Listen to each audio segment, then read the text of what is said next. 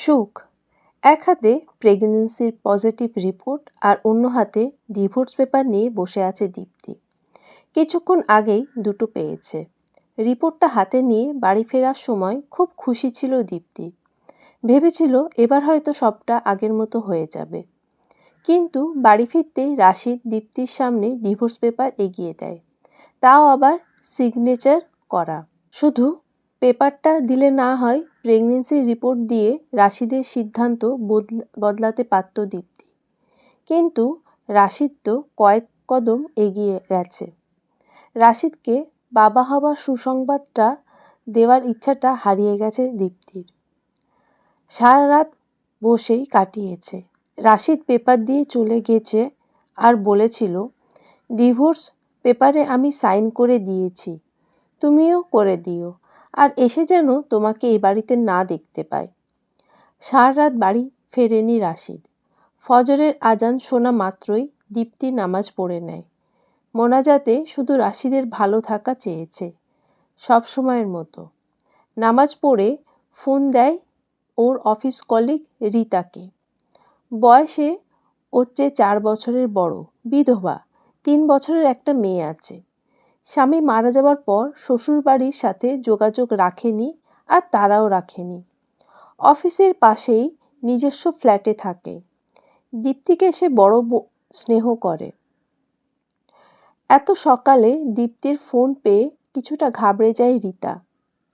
কিছু হলো না তো? রীতা আপু, দীপ্তি তোর কণ্ঠ শোনাচ্ছে কেন? আপু, তোমার বাসায় আমাকে কিছুদিন থাকতে দেবে? খুব তাড়াতাড়ি নতুন বাসা খুঁজে আমি চলে যাব। এসব কি বলছিস তুই? কি হয়েছে? রাশিদ ডিভোর্স পেপারে সাইন করে দিয়েছে। কথা শুনে কিছুক্ষণ চুপ থাকে রীতা, তারপরে বলে, আমি গাড়ি নিয়ে আসছি, তুই রেডি থাক। খবরদার, আমি আসা না পর্যন্ত যাই হোক না কেন বাড়ি থেকে বের হবি না। আর একটা কথা, কিছুতেই ডিভোর্স পেপারে সিগনেচার করবি না। সরি আপু, সরি। দীপ্তি ফোনটা কেটে দেয়। ফোন রেখে কাগজ কলম নিয়ে বসে দীপ্তি। একটা চিঠি লেখে রাশিদকে। চিঠি বললে ভুল হবে, তার চেয়ে চিরকুট বলা ভালো। রাশিদ, ভালো থেকো তুমি। আমি আমার প্রয়োজনীয় সব জিনিস নিয়ে গেলাম, কিন্তু ভালোবাসা তোমাকে রেখে গেলাম। সাথে রেখে গেলাম 6 বছরের ভালোবাসা। তুমি আমাকে এমন একটা খাদের সামনে এনে দাঁড় করিয়েছ, যেখানে লাফ দেওয়া ছাড়া অন্য কোনো রাস্তা নেই। আমি প্রেগনেন্ট রাশিদ। রিপোর্টটা পাশে রেখে গেলাম। তুমি যা করেছো, তারপর আমি আশা করব তুমি কখনো তোমার সরি আমার সন্তানের দাবি নিয়ে আমার সামনে দাঁড়াবে না। তোমার বিরক্তিকর দীপ্তি। চিরকুটটা লিখে কান্নায় ভেঙে পড়ে দীপ্তি। এক হাত দিয়ে চোখের পানি মুছে অন্য হাত দিয়ে ডিভোর্স পেপার সাইন করে দেয়। কলমের একটা ছোঁয়ায় শেষ হয়ে গেল দুটো মানুষের 6 বছরের ভালোবাসার সম্পর্ক আর 2 বছরের বিবাহিত জীবন। বাবা মায়ের বিরুদ্ধে গিয়ে বিয়ে করেছিল রাশিদ আর দীপ্তি। এতে দুজনকেই পরিবার থেকে বিতাড়িত করা হয়। 4 বছরের প্রেম ছিল দুজনের। নিজেদের ভালোবাসার কথা পরিবারকে জানানোর পর পরিবার থেকে মেনে না নেওয়াতে দুজনেই বাড়ি থেকে পালিয়ে বিয়ে করে। দীপ্তি আর রাশিদ দুজনেই স্বাবলম্বী ছিল, তাই নতুন সংসার করতে খুব একটা বেগ পেতে হয়নি। বেশ চলছিল তাদের টুনাটুনির সংসার। ভালোবাসার কোনো কমতি ছিল না সেখানে। কিন্তু বাবা মাকে কষ্ট দিয়ে জীবনে সুখী হওয়া যায় না। তাদের মনের কষ্ট নিয়ে ফেলা একটা দীর্ঘশ্বাসও সন্তানের জন্য অভিশাপ স্বরূপ। তেমনি অভিশাপ হয়ে দীপ্তি আর রাশিদের জীবনে এলো রিয়া, রাশিদের অফিস কলিগ। রিয়া নিজের রূপে রাশিদের চোখে রঙিন চশমা পরিয়ে দেয়, যেটাতে দীপ্তিকে বড়ই বেরঙিন লাগে। শুরু হয় দুজনের মধ্যে মনোমালিন্য। দীপ্তির প্রতি কমতে থাকে রাশিদের খেয়াল ভালোবাসা। প্রায় রাতেই রাশিদ দেরি করে আসতো। ভালোবাসায় অন্ধ দীপ্তির চোখে আর মন ভাবত কাজের ব্যস্ততার জন্য এমন হচ্ছে। ওর মনে ভুলেও কখনো এটা আসেনি যে রাশিদ কখনো ওর থেকে দূরে যেতে পারে। রাশিদ ওর মনে দীপ্তির জায়গা অন্য কাউকে দিতে পারে, কিন্তু সেদিন থেকে ভাবতে শুরু করেছিল যেদিন রাশিদের শার্টে লিপস্টিকের দাগ আর ওর শরীরে মেয়েদের পারফিউমের ঘ্রাণ পেয়েছিল, আর রাশিদ সেটা এড়িয়ে গিয়েছিল। এরপর প্রায়ই লিপস্টিকের দাগ আর মেয়েদের পারফিউমের ঘ্রাণ পেত। বেশ কয়েকবার এ নিয়ে কথা হয় দুজনের, কিন্তু রাশিদ দীপ্তিকে সন্তুষ্ট করার মতো কোনো উত্তর দিতে পারত না। কোনো রকমে সবটা এড়িয়ে যেত। কয়েকদিন বা রাশিদ সবটা এড়াতো, একদিন না একদিন সামনে আসতোই। রাশিদের অবর্তমানে একদিন রিয়া আসে ওদের বাড়িতে। কে আপনি? আমি রিয়া, এ বাড়ির পরবর্তী কর্ত্রী। মানে? মানে আমি আর রাশিদ একে অপরকে ভালোবাসি, শীঘ্রই বিয়ে করব। কিসব বাজে কথা বলছেন আপনি? আমি রাশিদের ওয়াইফ, আর রাশিদ আমাকে ভালোবাসে। ভালোবাসতো, হ্যাঁ, ও তোমাকে ভালোবাসতো, আর সেটা পাস্ট। এখন আমি ওর প্রেজেন্ট অ্যান্ড ফিউচার। আপনার আর কিছু বলার আছে? না থাকলে আসতে পারেন, দরজা খোলা আছে। যাব, তার আগে আমার গায়ের পারফিউমের ঘ্রাণটা নাকে তো নাও, দেখো চেনা চেনা লাগে কি না। দীপ্তি তখন দুপা পিছিয়ে যায়। এটা তো সেই ঘ্রাণ যেটা দীপ্তি প্রায় রাশিদের শরীরে পায়। শোনো দীপ্তি, তোমায় একটা কথা বলি, আমার আর রাশিদের মাঝ থেকে সরে যাও। যত টাকা চাও পাবে। এখনই আমার বাড়ি থেকে বেরিয়ে যাও, এখনই। ওকে ওকে, বাই। সেদিন রাশিদ বাড়ি ফিরলে দীপ্তি সমস্ত ঘটনা ওকে জানায়। রিয়া এখানে এসেছিল শুনে রাশিদ অস্থির হয়ে যায়, ঘামতে শুরু করে। কি হলো রাশিদ, তুমি কিছু বলছো না কেন? সেদিনও রাশিদ সবটা এড়িয়ে যায়, কিন্তু সত্যি আর কতদিন লুকানো যায়? একদিন না একদিন তো সামনে আসবেই, আর তাই হলো। রাশিদ একদিন রিয়াকে বাড়িতে নিয়ে এসে আর দীপ্তিকে বলে, আমি তোমাকে ডিভোর্স করে রিয়াকে বিয়ে করব। তুমি যদি আমাকে ভালোবেসে থাকো তাহলে আমাদের মাঝ থেকে সরে দাঁড়াও। সেই দিন দীপ্তি কিছু বলতে পারেনি। বাড়তে থাকে দুজনের মধ্যে দূরত্ব। দীপ্তি চেষ্টা করেছিল সবটা বদলাতে, কিন্তু ব্যর্থ হয়, যার ফলস্বরূপ আজ এই বিচ্ছেদ। বাইরে গাড়ির আওয়াজ পায় দীপ্তি। রীতা আপু এসেছে। রীতা এর আগেও এ বাড়িতে এসেছে, তাই দীপ্তির রুম চিনতে অসুবিধা হয়নি। দরজায় এসে থমকে দাঁড়ায় রীতা। দীপ্তি বিছানায় হেলান মেঝেতে বসে আছে। মুখ ফুলে আছে, চোখ দিয়ে পানি গড়িয়ে পড়ছে। দৃষ্টি সিলিংয়ের দিকে, ঝুলে থাকা পাখার দিকে, আর হাতে একটা শাড়ি। এসব দেখে বুক কেঁপে ওঠে রীতার। বুঝতে পারে কি হতে যাচ্ছিল এখানে। দরজার কাছে দুটো ব্যাগ দেখে ড্রাইভারকে ডাকে। রীতা এসে দীপ্তির পাশে বসে। দীপ্তি, আমাদের যেতে হবে, চল। রীতার দিকে কিছুক্ষণ তাকিয়ে হাসে দীপ্তি। এর মানসিক আর শারীরিক অবস্থা বুঝতে পেরে রীতা ওকে ধরে নিয়ে যায়। পুরো রাস্তা একটাও কথা বলেনি দীপ্তি। রীতার বাসায় গিয়ে ফ্রেশ হয়ে শুয়ে পড়ে ও। রীতা অফিস থেকে নিজের আর দীপ্তির ছুটি নিয়ে নেয়। রীতা কৌশলে দীপ্তিকে ঘুমের ওষুধ খাইয়ে দেয়। ব্যাগ খুঁজে মোবাইল বের করে সেটা মিউট করে রাখে। বাড়ির দরজায় দাঁড়িয়ে রাশিদের মনে হয়েছিল দীপ্তি বাড়ির ভেতরেই আছে, কিন্তু ভেতরে এসে চারিদিকে চোখ বুলিয়ে দেখে, কিন্তু দীপ্তি নেই। নিজেকে ফ্রেশ করার জন্য বেডরুমে যায়। কাভার থেকে কাপড় নিয়ে বাথরুমে যায়। বের হয়ে আয়নার সামনে দাঁড়িয়ে মাথার চুল নাড়তে নাড়তে গুনগুনিয়ে গান গাইতে থাকে। তখন নজর পড়ে বিছানার উপর 3টি কাগজ পাশাপাশি রাখা। কাগজ 3টে হাতে বলে, একটা ডিভোর্স পেপার, নিশ্চয়ই সাইন করেছে। এটা দেখে মনে হচ্ছে চিঠি, নিশ্চয় ওর ওই তুচ্ছ কথাগুলো। কিন্তু এই এনভেলপে কি আছে? খুলে দেখি ম্যাডাম কি রেখেছে এতে। এনভেলপ খুলে দীপ্তির প্রেগনেন্সির রিপোর্টটা পড়ে রাশিদ।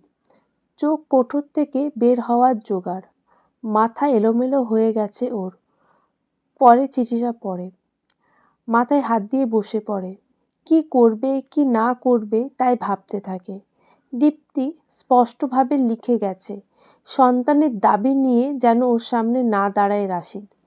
ফোন হাতে নিয়ে দীপ্তির নাম্বার ডায়াল করে, কিন্তু ও রিসিভ করে না। করবে কি করে? রীতা তো ফোন মিউট করে রেখেছে।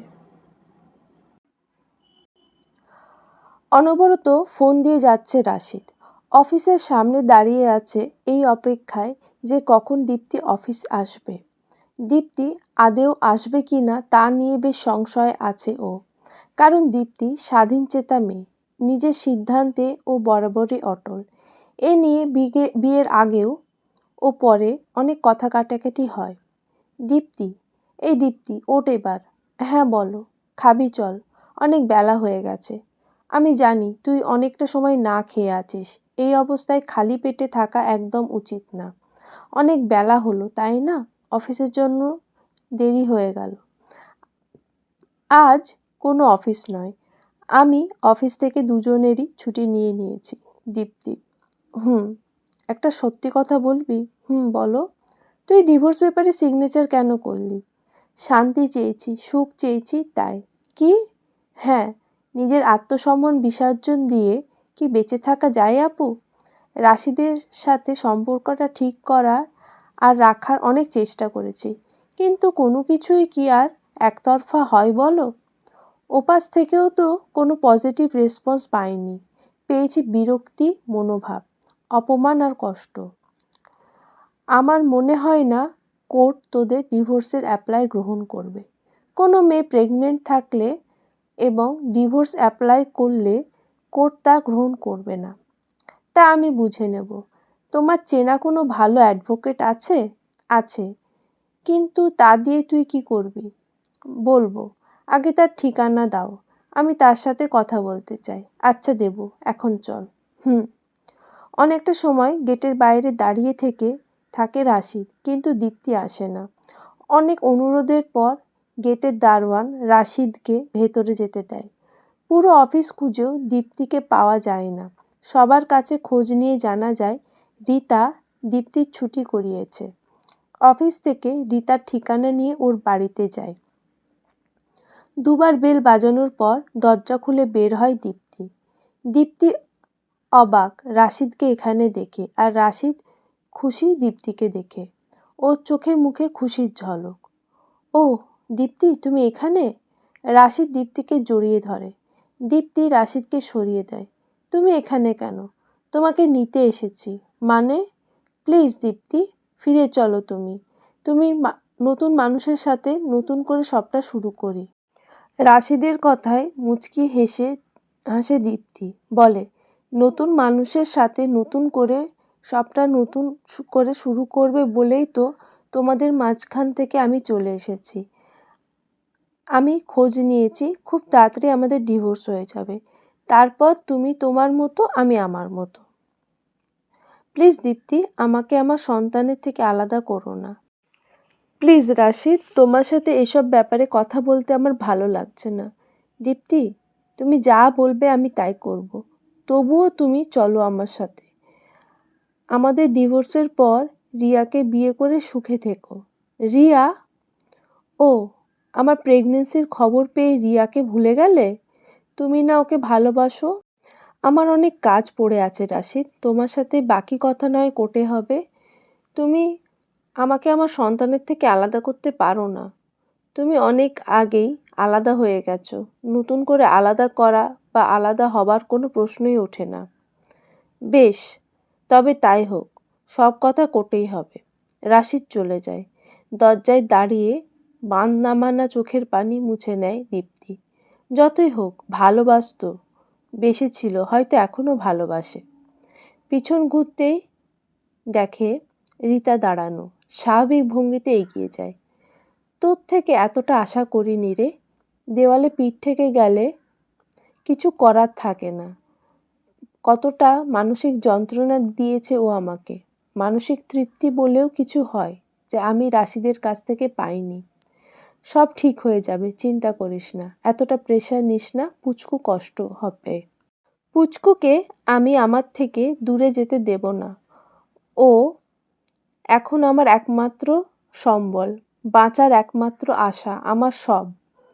নির্দিষ্ট ডেটে কোর্টে উপস্থিত হয় রাশিদ আর দীপ্তি। রাশিদ বাচ্চার জন্য সব করতে পারে বলে দীপ্তিকে বাইরে হুমকি দিয়ে এসেছে। দীপ্তি কিছু না বলে চলে আসে। দীপ্তির পক্ষের উকিল কোর্টে পুরো তাক লাগিয়ে দিয়েছে। রাশিদ আর রিয়ার ব্যাপারে সব কথা জজের সামনে বলেছে। ডিভোর্স পাওয়ার জন্য যা যা করার দরকার দীপ্তি আর উকিল তাই তাই করেছে। অবশেষে তাই হয়েছে। রাশিদ আর দীপ্তির ডিভোর্স হয়েছে। জজ এটাও বলেছে দীপ্তি না চাইলে রাশিদ বাচ্চার উপর কোনো দাবি করতে পারবে না। জজের রায় শুনে অসহায় দৃষ্টিতে দীপ্তির দিকে তাকায় রাশিদ। এবারও দীপ্তি কিছু না বলে চলে যেতে চায়, কিন্তু রাশিদ দীপ্তির পথ আটকে দাঁড়ায়। আমার থেকে আমার সন্তানকে কেড়ে তুমি বড় ভুল করলে দীপ্তি, এর মাসুল তোমাকে দিতে হবে। ভুলের কথা যদি বলেই থাকো তাহলে আমি বলবো, তুমি আমার থেকে আমার সুখ কেড়ে নিয়েছো, আমার ভালোবাসা কেড়ে নিয়েছো, বিশ্বাস কেড়ে নিয়েছো। আমাদের 6 বছরের ভালোবাসার সম্পর্ক তুমি এক চুটকিতে ভুলে গেছো। তো একবার ভেবে দেখো, তোমার করা কাজগুলোর সামনে আমার কাজ একেবারে তুচ্ছ। তাছাড়া আমি চাই না আমার সন্তান কোনো বিশ্বাসঘাতক দুশ্চরিত্র মানুষের ছত্রছায়ায় বেড়ে উঠুক। আমার সন্তানের ভালোর জন্য যা করতে হবে আমি তাই করব। কেউ আটকাতে পারবে না। ব্যাস দীপ্তি, অনেক বলেছ, আর না। আমার সন্তান নিজের থেকে আমার কাছে আসবে, আর তুমি শুধু তা চেয়ে দেখবে। কথাটা মনে রেখো। তুমি আমার কাছ থেকে এবারও হারবে রাশিদ। তোমার প্রথম হারের কথা মনে করিয়ে দিচ্ছি। আমার যখন প্রথম চাকরির অ্যাপয়েন্টমেন্ট লেটার আসে তুমি তখনও বেকার। আমাকে তুমি চাকরিতে যেতে দিতে চাওনি, আমাকে উপরে উঠতে দিতে চাওনি, বলেছিলে এসব করার দরকার নেই। কিন্তু আমি হাল ছেড়ে দিইনি। আজ আমার স্যালারি তোমার চেয়ে বেশি। এটাই তোমার প্রথম হার। পরবর্তী হারের জন্য মানসিকভাবে তৈরি হও। রাশিদ দীপ্তির কথা শুনে রেগে চলে যায়। রাশিদ যেতেই রীতা এসে দীপ্তির কাঁধে হাত রাখে। চোখে থাকা দুফোঁটা পানি মুছে ঘুরে দাঁড়ায় দীপ্তি। তুই এই শহর ছেড়ে দূরে কোথাও চলে যা। রাশিদের চোখে আমি হিংস্রতা দেখেছি। ও যা খুশি করতে পারে। প্লিজ তুই চলে যা এখান থেকে। রীতার কথায় দীপ্তি জোরে হেসে ওঠে। আশেপাশের সবাই দীপ্তির দিকে তাকিয়ে আছে। যে মেয়েটার কিছুক্ষণ আগেই বিবাহ বিচ্ছেদ হলো, সে মেয়েটা এখন কোর্টের বাইরে দাঁড়িয়ে জোরে জোরে হাসছে। দৃশ্যটা সবার দৃষ্টিকটু লাগছে, সাথে রীতার। দূরে গাছের আড়াল দিয়ে সবটাই দেখছে রিয়া। ও বুঝতে পারছে না দীপ্তির মাথায় কি চলছে। এমন পাগলের মতো হাসছিস কেন তুই? এখানে উপস্থিত কেউ একজন বোঝার চেষ্টা করছে আমার মাথায় কি চলছে, কিন্তু সে জানে না আমি মাথা নয় মন নিয়ে খেলছি। তোর মাথা মুন্ডু কিছুই বুঝতে পারছি না। চল বাসায় যাই। রাশিদ, তুমি বাচ্চার পিছনে পড়ে আছো কেন? যত নষ্টের গোড়া ওই দীপ্তি। ডিভোর্স হয়ে যাওয়ার পরও জ্বালিয়ে মারছে। রাশিদ, একটা কথা বলো তো, তুমি বাচ্চাটা কাস্টাডি চাও কেন? দীপ্তি, কি? হ্যাঁ দীপ্তি। দীপ্তি আমার জেদ বাড়িয়ে দিয়েছে। আমি কিছুতেই ওর কাছে হার মানতে পারবো না, কিছুতেই পারবো না। আমার সন্তানকে আমার থেকে দূরে করার জন্য ও যা করলো তা আমি মানতে পারছি না রিয়া। ও আমার ইগোতে হার্ট করেছে। এত সাহস কি করে হয় ওর? আমার মনে হয় তুমি একটু বেশি ভাবছো। দীপ্তি আমাদের দুজনের মাঝখান থেকে চলে গেছে। এবার আমাদের এক হতে কেউ বাধা দিতে পারবে না। প্লিজ তুমি এসব ভাবনা বাদ দাও। তাছাড়া আমি দীপ্তির কোনো কিছু নিয়ে আমার নতুন জীবন শুরু করতে পারবো না। বাচ্চা তো অবশ্যই না। রিয়া, হ্যাঁ, এবার তুমি ডিসিশন নাও, কাকে চাই তোমার, আমি নাকি ওই বাচ্চা? রিয়া, তুমি এমন বলতে পারো না। বাচ্চাটা আমার অংশ, আমার। বেশ, তবে তুমি তা নিয়েই থাকো। যদি কোনোদিন বাচ্চার ভূত মাথা থেকে নামে তবে তখন আমার সাথে যোগাযোগ করো। রিয়া ওয়েট। ওকে, আমি বাচ্চার কথা ভাববো না। প্লিজ তুমি যেও না। সরি রিয়া, তোমাকে মিথ্যে বলতে হলো। আমি আমার সন্তানকে নিজের থেকে দূরে রাখতে পারবো না, আর তা চাইও না। তার থেকে বড় কথা, আমি দীপ্তির কাছে হারতে পারবো না। আমাকেও বিশ্বাসঘাতক বলেছে, দুশ্চরিত্র বলেছে। এসব আমি কিছুতেই বরদাস্ত করতে পারবো না। আর তো মাত্র কয়েকটা মাস, তারপর আমার জিনিস আমার কাছে। দিন দিন নিজের অস্তিত্ব প্রমাণ করছে দীপ্তির সন্তান। পেট অনেকটা ফুলে গেছে, খাবার খেতে কষ্ট হয়, ঘুমাতে পারে না, চলাফেরায় কষ্ট হয়। দীপ্তি অনেক আগেই রিতাকে বলেছিল সে রিতার বাড়ি ছেড়ে অন্য কোথাও থাকবে। রিতা কিছু না বলে দুবেলা না খেয়েছিল। এরপর দীপ্তি এ ব্যাপারে আর কোনো কথা বলেনি। বড় বোনের মতো আগলে রেখেছে। দীপ্তির মা বাবা মেয়ের এমন অবস্থাতে আর মুখ ফিরিয়ে থাকতে পারেনি। তারা অবশ্য চেয়েছিল মেয়েকে তাদের সাথে নিয়ে যেতে, কিন্তু রিতা দেয়নি। এতে মা বাবার কোনো সমস্যা হয়নি। তারা প্রায় আসে দীপ্তিকে দেখতে। এখন রিতা তাদের বড় মেয়ে। এমন অবস্থায় মুড সুইং হয় তা সবার জানা। পুরনো স্মৃতি, পুরনো ঘা মাঝে মাঝে কাঁচা হয়ে আসে, যা মৃত্যু যন্ত্রণার সমান। তাও সবটা সহ্য করে নেয় দীপ্তি। বাঁচতে হবে, ভালো থাকতে হবে, নিজের জন্য, নিজের সন্তানের জন্য। এগিয়ে আসছে নতুন অতিথির পৃথিবীতে আসার দিন। আর অপরদিকে রাশিদের মাথায় বাসা বাঁধছে নিজের ইচ্ছে চরিতার্থ করার নতুন প্ল্যান। দুটি মানুষের ভালোবাসার সম্পর্কের সবচেয়ে বড় খুঁটি হলো বিশ্বাস। এই খুঁটি যেমন মজবুত হয় তেমনি নাজুক হয়। সম্পর্কের বাকি খুঁটি যেমন রাগ অভিমান সহজে দূর করা যায়, কিন্তু বিশ্বাস একবার ভেঙে গেলে দ্বিতীয়বার আর গড়ে না বা গড়া যায় না। একজন বিশ্বাসঘাতকতা করলে অপরজনকে সেই সম্পর্ক থেকে বেরিয়ে আসা অতি আবশ্যক। পুরো জীবনে কষ্ট বয়ে বেড়ানোর থেকে একেবারে ঝেড়ে ফেলা ভালো। রাশিদ আর রিয়া বিয়ে করে বেশ সুখে আছে। সেই দিন কোর্ট থেকে বের হওয়ার পর দীপ্তির সাথে রাশিদ আর দেখা হয়নি। রাশিদ দূর থেকে দীপ্তির উপর নজর রেখেছে। কখন কি করছে, কোথায় যাচ্ছে, সবটা রাশিদ জানে। ঘরের বাইরে বেরোলে দুটো লোক দীপ্তির পিছু নেয়। রাশিদ মনে করে দীপ্তি কিছু জানে না, কিন্তু দীপ্তি সবটাই জানে। কিছু মানুষকে প্রথম দেখাতেই চেনা যায় সে কেমন, আর কিছু মানুষকে বছরের পর বছর দেখেও চেনা যায় না। এখানে রাশিদের অবস্থাও তাই হয়েছে। ও চিনতে পারেনি দীপ্তিকে। দীপ্তি প্রখর বুদ্ধির অধিকারী। ওর সিক্স সেন্স প্রখর, যা রাশিদ এতদিনেও বুঝতে পারেনি। রাশিদের ভাবনা যেখানে শেষ হয়, দীপ্তির ভাবনা সেখান থেকে শুরু হয়। কিন্তু দিন যত গড়াচ্ছে দীপ্তির শরীর তত খারাপ হচ্ছে আর ভয় বাড়ছে। রিতা সিদ্ধান্ত নিয়েছে দীপ্তিকে দূরে কোথাও পাঠাবে, কিন্তু দীপ্তি নারাজ, সে কোথাও যাবে না। ওটিতে আছে দীপ্তি, বাইরে অপেক্ষা করছে রিতা আর দীপ্তির বাবা মা, দূরে দাঁড়িয়ে আছে রাশিদ। ডেলিভারির পরে বাচ্চাটাকে দীপ্তির থেকে আলাদা করে নিয়ে যাওয়ার জন্য দাঁড়িয়ে আছে রাশিদ। বলতে গেলে বাচ্চা চুরি করবে রাশিদ। কথায় আছে না, চোরের 10 দিন, গৃহস্থের 1 দিন। ওটি থেকে খবর আসে দীপ্তি মরা বাচ্চা জন্ম দিয়েছে। দূর থেকে এ খবর শুনে রাশিদ বসে পড়ে। যতই ও দীপ্তি থেকে বাচ্চাকে কেড়ে নেওয়ার কথা বলুক, কিন্তু কখনো বাচ্চার ক্ষতি চায়নি। দীপ্তির কাছে হাঁটতে পারবে না বলে বাচ্চা চুরির কথা ভাবে। বাচ্চাটা নিয়ে রাশিদ অনেক পরিকল্পনা করে, কিভাবে বড় করবে, কিভাবে রাখবে, ইত্যাদি ইত্যাদি। অনেক স্বপ্ন দেখেও। নার্সের কথা শুনে সব স্বপ্ন কাঁচের মতো ভেঙে যায়। রাশিদ চোখের পানি মুছে দ্রুত বাইরে বেরিয়ে আসে। 5 দিন পর হসপিটাল থেকে ছাড়া হয় দীপ্তি আর ওর বাচ্চাকে। হ্যাঁ, দীপ্তি জীবিত বাচ্চা জন্ম দিয়েছে। রাশিদ বাচ্চা চুরি করতে পারে এমনটাই আঁচ করে দীপ্তি ডাক্তারকে আগে থেকেই বলে রেখেছিল বাচ্চার আসল খবর যেন বাইরে বলা না হয়।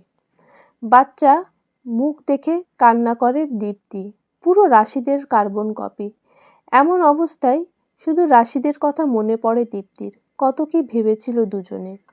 রাশিদ, আমি মা হতে চাই। দীপ্তি মুখে এ কথা শুনে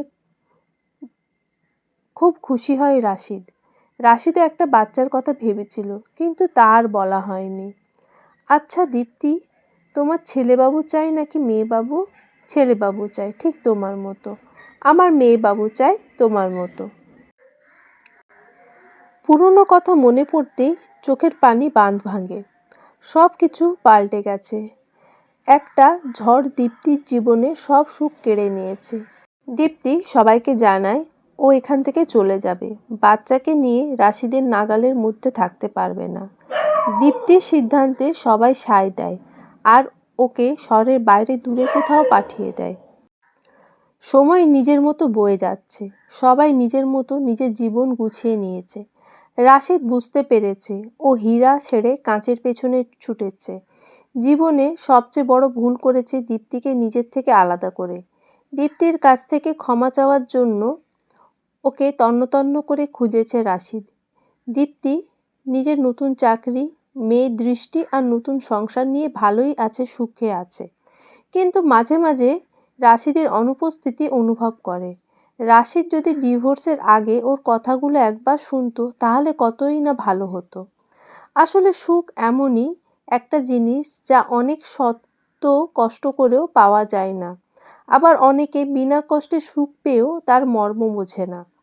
বছর গড়াচ্ছে, দৃষ্টি বড় হচ্ছে। দীপ্তির চুলে পাক ধরেছে, শরীরের শক্তিও কমে গেছে। দীপ্তি দৃষ্টিকে একসাথে দেখে মা মেয়ে মনে হয় না, মনে হয় বান্ধবী। দীপ্তি নিজের সবটা দিয়ে বড় করছে, ভালো রেখেছে দৃষ্টিকে। দীপ্তি দৃষ্টির থেকে ওর বাবার কথা আড়াল করেনি। যখন যা জানতে চেয়েছে তখন যতটা বলা যায় ততটা বলেছে। দৃষ্টি জানে ওর বাবা মা কেন আলাদা হয়েছে, আর এটাও জানে ওকে নেওয়ার জন্য কি করেছে। দৃষ্টি এতটা জেনেও ওর বাবার উপর রাগ করতে পারে না। কারণটা হলো দীপ্তি। দীপ্তি রাশিদকে এখন ততটাই ভালোবাসে যতটা আগে ভালোবাসতো। একদিন দৃষ্টি ওর মা দীপ্তিকে প্রশ্ন করে, আচ্ছা মা, বাবা যদি কোনোদিন তোমার কাছে এসে ক্ষমা চায় আর বলে নতুন করে সবটা শুরু করতে, তখন তুমি কি বলবে? দীপ্তি মেয়ের কথা শুনে অবাক। দীপ্তি নিজেও এমনটা বহুবার ভেবেছিল, পরে অবশ্য সেসব ভাবনা বাদ দিয়ে দিয়েছিল। এমনটা কোনোদিন হবে না রে, তাই এসব ভাবনা না ভাবাই ভালো। আহ মা, বলো না প্লিজ। দৃষ্টি, তোর বাবা আমাকে ভুলে গেছে আর আমিও তাকে ভুলে গেছি। তাছাড়া তার নিজের স্ত্রী সন্তান আছে। ও তো জানেই না তুই পৃথিবীতে আছিস। তোমার চোখের পানি কিন্তু বলছে তুমি বাবাকে ভুলোনি এবং তুমি বাবাকে খুব ভালোবাসো। দুষ্টু মেয়ে, মায়ের সাথে ফাজলামি হচ্ছে, কান টেনে দেব কিন্তু। মা, তোমার যা ইচ্ছে তাই করো, কিন্তু প্লিজ আমার প্রশ্নের উত্তর দাও। দৃষ্টি, আমি কিন্তু রেগে যাচ্ছি। ওকে ওকে বলতে হবে না। তাও তুমি রাগ করো না। রাগলে তোমাকে একটুও ভালো লাগে না। গাল দুটো, নাকের মাথা কেমন যেন লাল হয়ে যায়, দেখতে পুরো পেতনির মতো লাগে, আর চোখ দুটো মনে হয় ভেতরে ঢুকে যাবে। তখন সবাই তোমাকে কানি বলবে। এসব কি আর আমার শুনতে ভালো লাগবে বলো? আজ তোর হচ্ছে, দাঁড়া তুই। দীপ্তিকে উঠতে দেখেই দৃষ্টি দৌড় লাগায়। দীপ্তি আবার বসে পড়ে। তুই একদম তোর বাবার মতো হয়েছিস রে। তোর বাবাও বলতো রাগলে আমাকে পেতনির মতো লাগে। তোর পছন্দ অপছন্দ অনেকটাই তোর বাবার মতো। আজ তোর বাবা আমাদের সাথে থাকলে খুব খুশি হতো রে, কিন্তু আফসোস, সে পথভ্রষ্ট হয়ে আমাদের থেকে দূরে। পর্দার আড়ালে দাঁড়িয়ে মায়ের সব কথা শুনছে দৃষ্টি। তুমি বাবার উপর রেগে আছো জানি, কিন্তু আজও বাবাকে ভালোবাসো। ভালোবাসার মানুষের ওপর যতই রাগ বা অভিমান থাকুক না কেন, দিন শেষে তুমি তাকে ক্ষমা করে দেবেই। দৃষ্টি, তোমার মা তোমাকে খুব ভালোবাসে তাই না? হ্যাঁ আঙ্কেল, মা আমাকে খুব ভালোবাসে আর বাবাকেও। তোমার বাবা কি করে? জানি না। মানে? আমার জন্মের আগে বাবা আর মায়ের ডিভোর্স হয়ে গেছে। জানি না আমার মতো ভুল আর কতজন করেছে আর করবে। কি ভুল করেছো তুমি? আমি অনেক বড় ভুল করেছি, যার কোনো ক্ষমা হয় না। নিজের সবচেয়ে কাছের প্রিয় মানুষটাকে নিজের থেকে আলাদা করে দিয়েছি। জানি না সে কোথায় আছে, কেমন আছে। আজও আমি তাকে খুঁজছি, তার কাছে ক্ষমা চাওয়ার জন্য। তার কাছে ক্ষমা না পেলে যে মরেও শান্তি পাবো না। শেষের কথা শুনে দৃষ্টির চোখ ভিজে যায়। আড়ালে চোখ মুছে আবার বিড়বিড় করে বলে, ভাগ্য যাদের এক করতে চায় তাদের আলাদা করার সাধ্য কারণ নেই। মুখোমুখি দাঁড়িয়ে আছে দীপ্তি আর রাশিদ। এত বছর পর দীপ্তি রাশিদকে দেখে মুহূর্তে নিজের সব রাগ অভিমান ভুলে জড়িয়ে ধরে। ওর যে বয়স হয়েছে, চুলে পাক ধরেছে, পাশে মেয়ে দাঁড়িয়ে আছে, তা যেন ভুলেই গেছে। রাশিদের চুলও পেকে গেছে, মুখে আর শরীরে চামড়ায় ভাঁজ পড়েছে। প্রথম যেদিন দীপ্তি রাশিদকে জড়িয়ে ধরেছিল, সেদিন রাশিদ পাথরের মতো দাঁড়িয়েছিল। দীপ্তিকে নিজের বাহুডোরে আটকাবে কিনা ভাবতে ভাবতেই দীপ্তি সরে গেছিল। আজও ঠিক তেমনটাই হয়েছে।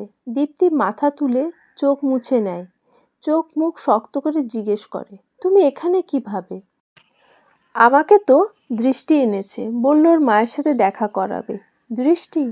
হ্যাঁ মা, বাবাকে আমি এখানে এনেছি। দৃষ্টির কথাতে দীপ্তি রাশিদ দুজনেই অবাক। দৃষ্টি দীপ্তিকে মা আর রাশিদকে বাবা বলে ডাকায় রাশিদ জিজ্ঞাসু দৃষ্টিতে দৃষ্টি আর দীপ্তির দিকে তাকায়। দৃষ্টি দুজনের অবস্থা বুঝতে পেরে বলতে শুরু করে, ছোটবেলা থেকে আমার সবচেয়ে প্রিয় মানুষ আমার মা। আমার বন্ধুরা যখন তাদের বাবার সাথে স্কুলে আসতো তখন মাকে বাবার কথা জিজ্ঞেস করতাম, আর মা শুধু একটাই কথা বলতো, তোর বাবা আমাদের সাথে থাকে না, অনেক দূরে থাকে, ব্যাস। আমি এইটুকুতেই সন্তুষ্ট থাকতাম। যখনই বাবার বিষয়ে কিছু জানতে চাইতাম মা সবসময় পজিটিভ কিছু বলতো। বাস্তব বোধ হবার পর খেয়াল করলাম মা আড়ালে কাঁদে। একদিন রীতা আন্টিকে বাবার ব্যাপারে কথা বলতে শুনলাম। এগিয়ে গেলাম তাদের দিকে। সেদিন মা আমার জোরাজুরিতে সবটা বলতে বাধ্য হয়। সবটা বলার শেষে মা বলেছিল, তোর বাবা সত্যিই ভালো মানুষ, ওকে তুই ভুল বুঝিস না। সেদিন বুঝতে পারলাম মা বাবাকে কতটা ভালোবাসে। সেদিন রীতা আন্টি বলেছিল বাবা নাকি মাকে খুঁজতে আন্টির কাছে গেছিল, আর মায়ের সাথে ডিভোর্স হওয়ার পর যাকে বিয়ে করেছিল সে নাকি বাবাকে ধোঁকা দিয়েছে। জন্ম, মৃত্যু, বিয়ে, এই তিনটি উপর থেকে ঠিক হয়ে আসে। ভাগ্য যাদের এক করতে চায় তাদেরকে কে আলাদা করতে পারে? একদিন বাবাকে একটা রেস্টুরেন্টে দেখি, মায়ের কাছে বাবার ছবি দেখি। অনেক আগের হলেও চিনতে অসুবিধা হয়নি, কিন্তু বাবা আমাকে চিনতে পারে না, চিনবেই বা কী করে? আমি যে বেঁচে আছি তাই তো সে জানতো না। অজুহাত দেখিয়ে কথা বললাম, জানতে পারলাম শহরে নতুন, আমাদের স্কুলের পাশে যে অফিসটা আছে সেখানে ট্রান্সফার হয়ে এসেছে।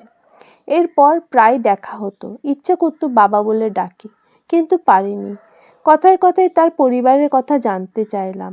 তোমার কথা বলল মা, আর তার ভুলের কথা বলল, তোমাকে খুঁজছে ক্ষমা চাওয়ার জন্য। তখন বুঝলাম বাবা তোমাকে এখনো ভালোবাসে, নিজের ভুল বা পাপের জন্য সে অনুতপ্ত। দৃষ্টির কথাগুলো মন দিয়ে শুনছিল দীপ্তি আর রাশিদ। রাশিদ মাথা নিচু করেছিল আর দীপ্তি চোখ থেকে পানি পড়ছিল। দৃষ্টি ওর মায়ের কাছে গিয়ে পায়ের কাছে বসে পড়ে আর বলতে শুরু করে, মা, বাবা নিজের ভুল বুঝতে পেরেছে, আজ সে নিজের কাজের জন্য অনুতপ্ত। বাবাকে ক্ষমা করে দাও মা, তুমিও তো আজও বাবাকে ভালোবাসো। নতুন করে তুমি, আমি আর বাবা আমাদের জীবন শুরু করি।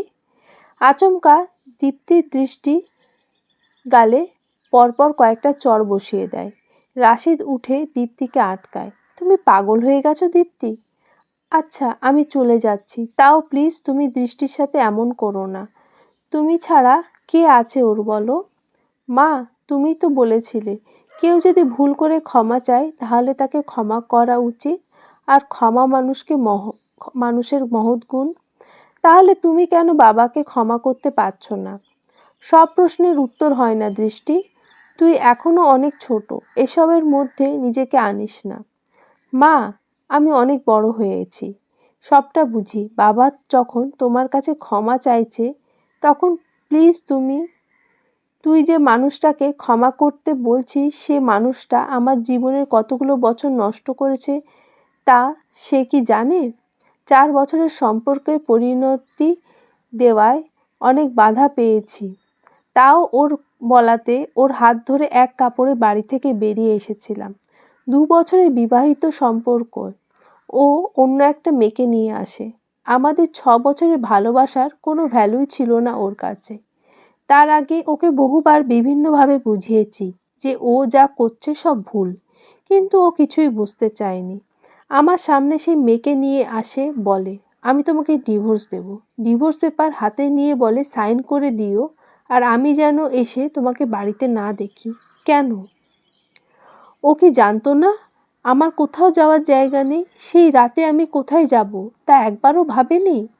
তাহলে তুই বল এই মানুষটাকে কি করে ক্ষমা করা যায়? নিজের হার স্বীকার করতে পারবে না বলে তোকে আমার থেকে আলাদা করার প্ল্যান করে। মায়ের কথা শুনে দৃষ্টি চুপ হয়ে আছে। এখানে ওর কি বলার আছে ও সেটা বুঝতে পারছে না। দীপ্তি আবার বলা শুরু করে, এই যে মানুষটাকে দেখছিস এর প্রচুর ইগো। ওর সাথে পরিচয় হওয়ার 3 বছরের মধ্যে আমি চাকরি পাই, কিন্তু ও তখনও বেকার। আমাকে অনেক বুঝিয়েছে আমি যেন চাকরি না করি। আরও বলেছে মেয়েদের চাকরি করে কি হবে, ওদের তো স্বামী সন্তান আর সংসার সামলানোই একমাত্র কাজ। আমি ভেবেছিলাম এমন একটা মানুষের সাথে কি করে থাকবো, কিন্তু পরে ভেবেছি একে ছাড়া কি করে থাকবো। নিজের ভালোবাসার উপর বিশ্বাস আর ভরসা রেখে এগিয়ে যাই। বিশ্বাস কর দৃষ্টি, আমার জীবনের সবচেয়ে বড় ভুল সিদ্ধান্ত ছিল এটা। বিয়ের পরও ওর মন মানসিকতা বদলায়নি, কিন্তু আমি আমার লক্ষ্যে স্থির ছিলাম, আজও আছি। এই মানুষটাকে আমি অনেক আগেই ক্ষমা করে দিয়েছি, কিন্তু এর সাথে নতুন করে জীবন শুরু করা আর মৃত্যু আমার কাছে একই মানে। মা, আমার যা বলার আমি তা বলে দিয়েছি দৃষ্টি। তুই যদি তোর বাবার সাথে যেতে চাস আমি তোকে আটকাবো না। মা প্লিজ তুমি এমন করো না, আমি তোমাকে ছাড়া থাকতে পারবো না। আমারও তো ইচ্ছে করে তোমার আর বাবার সাথে থাকতে। একটু আগে বললি না আমি তোকে শিখিয়েছি ক্ষমা মহৎ গুণ। মনে কর আমি তোকে এটাও শিখিয়েছি আত্মসম্মান বিসর্জন দিয়ে সুখ পাওয়া যায় না। যেটা আমি তোকে শিখিয়েছি সেটা আমি কি করে অস্বীকার করি? আমার তুমি ছাড়া আর কাউকে চাই না, কাউকে না। বাবা তুমি চলে যাও, আমি আমার মায়ের চোখে পানি দেখতে পারবো না। তুমি নিজে আমার আর মায়ের জীবন এলোমেলো করে দিয়েছো। আমার মাকে অনেক আঘাত দিয়েছো। আমি তোমাকে নতুন করে সে সুযোগ দিতে পারবো না। সরি। পুরোটা সময় রাশিদ মাথা নিচু করে ছিল, কিছু বলার নেই ওর। আজ ওর মেয়েও ওকে দূরে সরিয়ে দিয়েছে। তোমার সিদ্ধান্ত সব সময় ঠিকই ছিল দীপ্তি, ভুল আমি ছিলাম। নিজের ইগোকে সবসময় বড় করতে গিয়ে নিজের আপন মানুষদের হারিয়ে ফেলেছি। তোমাকে কোনোদিন দেখতে পারবো বা আমার সন্তান বেঁচে আছে এটা কোনোদিন ভাবিনি। জীবন দশায় তোমাদের দেখে যেতে পারছি এটাই আমার জন্য অনেক। তুমি আমাকে ক্ষমা করেছো, দৃষ্টি আমাকে বাবা বলে ডেকেছে, এটাই আমার জন্য অনেক। ভালো থেকো তোমরা। আমাকে ক্ষমা করিস দৃষ্টি।